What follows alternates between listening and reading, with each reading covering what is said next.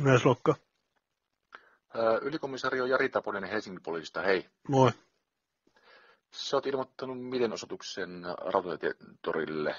Niin, Itse asiassa, onko se eilisestä lähtien? joo.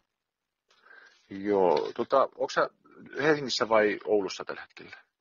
Oulussa. Ennen kuin kokous voi alkaa, niin tapaaminen Helsingin poliisin laitoksella henkilökohtaisesti. Ei käy. Okei. Miksi ei?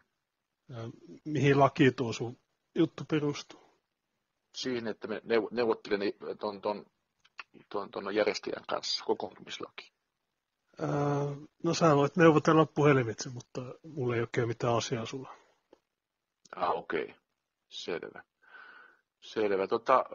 Näillä tiedoilla niin se ei onnistu se mielenosoitus. Kyllä onnistuu, et sä voi kieltää sitä.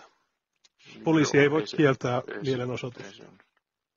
Mä tulkitsen sen samalle jatkumoon, kun siinä on ollut aiemminkin tämä Suomimaidan toi mielenosoitus. Et sä voi tulkita mitään. Mä en kuulu mihinkään Suomimaidaniin. Joo, näin se on. Sä oot väärässä. Voi olla, mutta sä voit sitä sitten valittaa, jos tuntuu. Mutta en mä aio valittaa.